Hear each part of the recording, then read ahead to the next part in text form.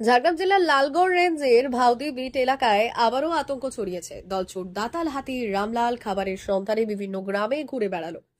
রবিবার সকালে রামলাল গ্রামে প্রবেশ করলে এলাকাবাসীর মধ্যে তীব্র আতঙ্ক ছড়ায়। খবর পেয়ে বন দপ্তরের কর্মীরা দ্রুত ঘটনাস্থলে পৌঁছয় এবং যথাযথ সতর্কতা অবলম্বন করে রামলালকে জঙ্গলে ফেরত পাঠাতে সক্ষম হয়।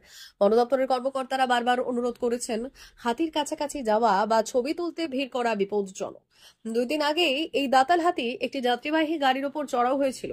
তবুও সতর্কবার্তা অগ্রাহ্য করে অনেকে হাতির ছবি তোলায় ব্যস্ত হয়ে পড়েন।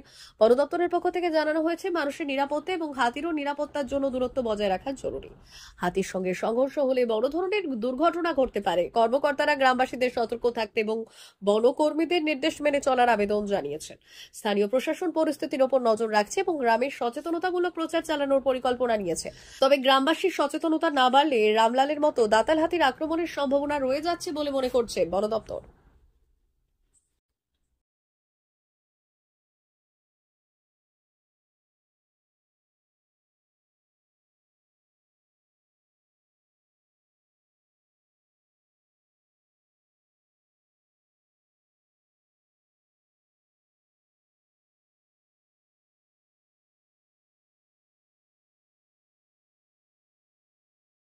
গায়ে এই মুহূর্তে রামলাল দুয়ারে দুয়ারে পরিদর্শন করে বেরিয়ে যাচ্ছে।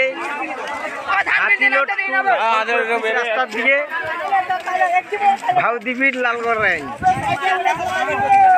তো লোক যে আসিয়েছে পদে পদে হাতিটার ঘুরছে সেলা বলা সত্য লোকে লোকময়।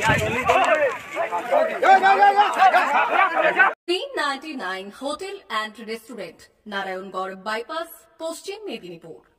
আমাদের এখানে সকাল, দুপুর ও রাত্রিকালীন আহারের সুব্যবস্থা রয়েছে।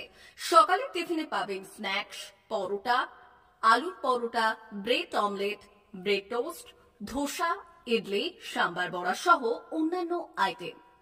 দুপুরের খাবারে পাবেন ভেজ ও নন ভেজ আইটেম, লাউ চিংড়ি, চিংড়ি মালাইকারি ও ইলিশের নানান পদ, ভাত, খাসি ও মুরগির মাংস।